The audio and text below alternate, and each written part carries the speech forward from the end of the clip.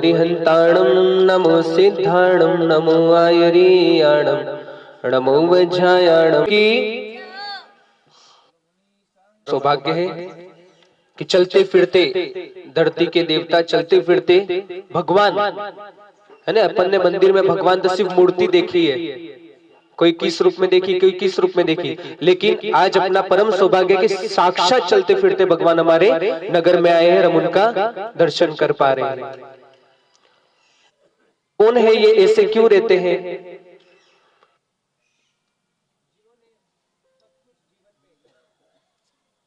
त्याग दिया, सब कुछ छोड़ दिया, किसके लिए? अपनी आत्मा की सिद्धि के लिए। जिनके बहुत वैभव था, ये भी बड़ी स्कूल में पढ़ते थे, बड़ी कॉलेज में पढ़ते थे। आप जैसे स्कूल में, विद्यालय में पढ़ रहे हो, अपने समय में विद्यालय में सबसे ब्रिलियंट स्टूडेंट थे, गुरुकुल में पढ़ते थे, टॉपर्स थे। एक साथ दो एग्जाम देते थे, है ना। आप लोग कितने एग्जाम देते हो? एक दिन में एक एग्जाम देते हैं ना, वो एक साथ दो एग्जाम देते थे। एक तो स्कूल के भी एग्जाम देते थे, और जो वो शास्त्र अध्ययन करते थे, जो धर्म की पुस्तकें पढ़ते थे, उसका भी एग्जाम देते थे। उनका शुरू से नियम है। अपने को भी, अपन आजकल बच्चों का क्या हो गया, सोने का समय हो गया रात को 12 बजे, 1 बजे, 2 बजे, और उठने का समय सुबह 10 बजे। लेकिन आचार्य भगवान जो थे, अपने जीवन में सुबह 4 बजे, 3 बजे, अभी तो 3 बजे, 2 बजे, 2:30 बजे, 3 बजे उठ जाते हैं, और उठते क्या करते हैं? स्वाध्याय करते, ध्यान करते हैं। बचपन में भी वो छोटी सी उम्र से सुबह 4 बजे उठ जाते थे, और उठ के सुबह पढ़ाई करते थे, क्योंकि सुबह उठ के जो पढ़ाई की जाती है, जो याद किया जाता है, वो हमेशा अपने याद रहता है। आचार्य भगवान ने भी बचपन में अच्छी से अच्छी पढ़ाई की, तो आज इतने बड़े महान आचार्य यहाँ पर विराजमान है। हमको एक सब्जेक्ट, 2 सब्जेक्ट पढ़ने में परेशानी होती है। बहुत सी बार स्कूल में भी सर कहते पढ़ाई करो, पढ़ाई करो, तो हम लोग बोलते हैं कि सर अगर आप 6 सब्जेक्ट एक साथ नहीं पढ़ा सकते, तो हम 6 सब्जेक्ट एक साथ कैसे पढ़ सकते हैं? लेकिन आचार्य भगवान जो है, अब जो संस्कृत के श्लोक होते हैं ना, हिंदी की पद होते हैं, संस्कृत के श्लोक होते हैं, उनको 10,000 श्लोक उनको कंठस्थ याद है। हम लोग एक सब्जेक्ट पढ़ने में परेशान होती है, लेकिन उनको 10-10 हजार श्लोक कंठस्थ है। आपको भी पूछे साइंस के फर्स्ट चैप्टर का नाम क्या, तो हम लोग सोचने लग जाते। लेकिन आचार्य भगवान को किसी भी शास्त्र का पूछ लो कि कौन ये गाथा कहाँ लिखी है, कौन से पेज नंबर पे लिखी है, तो पेज नंबर सहित, गाथा सहित, उस शास्त्र के रचयिता के नाम सहित हमें संबोधन करते, हमें बताते हैं। अपना जीवन भी अपन इतना ऊंचाई ऊपर ले जाए, इतनी अच्छी मेहनत करे, क्योंकि बाहर में घूमने फिरने का, खाने पीने की बहुत सारी चीजें हैं, लेकिन कुछ समय के लिए घूमना फिरना छोड़कर सिर्फ अपने पथ पर, सिर्फ पढ़ाई में अगर लगेंगे, तो अपना जीवन भी उज्जवल होगा। एक बार एक राजा थे,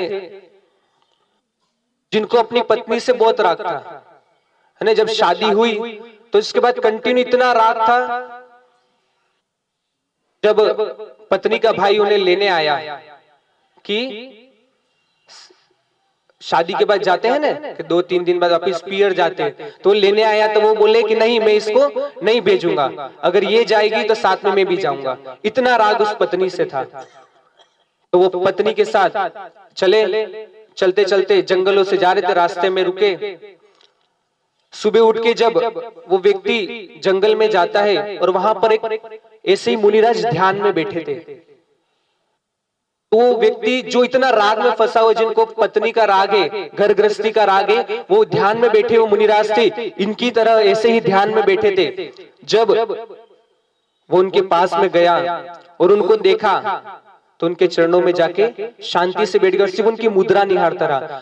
जीवन में ये चीज ध्यान रखना, आचार्य भगवान के पास जब भी आओ ना, दूसरी सारी चीजें छोड़कर सिर्फ इनकी मुद्रा को निहारना, आपको साक्षात भगवान के दर्शन नजर होंगे, भगवान के दर्शन होंगे। तो व्यक्ति भी महाराज जी के चरणों में बैठ गया, और जब महाराज जी ध्यान से उठे, तब उसकी भावना भी इनके समान बनने की हो गई और उन्होंने उसी समय सब कुछ त्याग कर, जब उनके जो साले साहब साथ में थे वो व्यंग कर रहे थे, जो अपनी पत्नी के साथ यहाँ पे आ गया वो क्या महाराज बनेगा, तो उन्होंने बोला अगर तुम महाराज बनोगे तो मैं भी बनूंगा। उसने व्यंग किया तो साथ में क्या हुआ, वो जाके उन्होंने वहां बैठे मुनिराज से निवेदन किया, हे भगवान मुझे आप सम बना दो, आप जैसी दीक्षा दे दो। और वो जो राग में फंसा हुआ था उसने भी मुनि दीक्षा ग्रहण की। इतनी शक्ति होती मुनि मुद्रा की। कहते मुनि मुद्रा को देख के व्यक्ति को वैराग्य हो जाना चाहिए। हमको भी ईर्ष्या होती, आचार्य वगैरह गृहस्थी में तो ईर्ष्या होती थी, ये इतने शांत क्यों रहते, ये इतने अच्छे से क्यों रहते, मेरे को भी रहना है। तो उसके लिए क्या करना पड़ेगा, इनके जैसा बनना पड़ेगा, इनके राह पे चलना पड़ेगा, इनके पथ पे चलना पड़ेगा। तो आज हम भी आचार्यगण के चरणों में रहते रहते सब साधक गणी जितने सारे माता जी है, महाराज जी है, शुल्लक जी, सब लोग साधना कर रहे हैं। अभी देखा प्रवेश हो रहा था, छोटी छोटी बकरियां साथ में चल रही है, उनको हटा रहे तो भी वो दौड़ दौड़ के आगे आ रही। क्यों आ रही है, कि उनकी आभा मंडल, इनका ओरा ऐसा है कि जैसे भगवान के शमो शरण में चारों गतियों के, तीनों गतियों के प्राणीगत जीव वहां पे आते हैं, ऐसे आचार्यगण के चरणों में भी सब लोग उनके यहाँ पे आके इतनी शांति प्राप्त होती है। तो हम लोग भी अपने जीवन में इनके चरणों में रहकर, इनकी वाणी को सुनकर, इनके शब्दों को ग्रहण कर अपने जीवन को मंगलमय बनाए। यही मंगलमय भावना।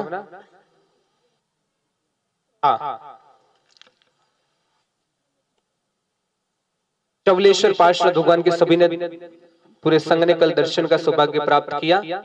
और आचार्य भगवान ने शाम को 4:30 बजे से लेके वहां पर ऊपर पार्षद भगवान के चरणों में बैठे और रात भर आचार्य भगवान ने उनके भगवान की मुद्रा को निहार के भगवान के चरणों में जाप किए, साधना की।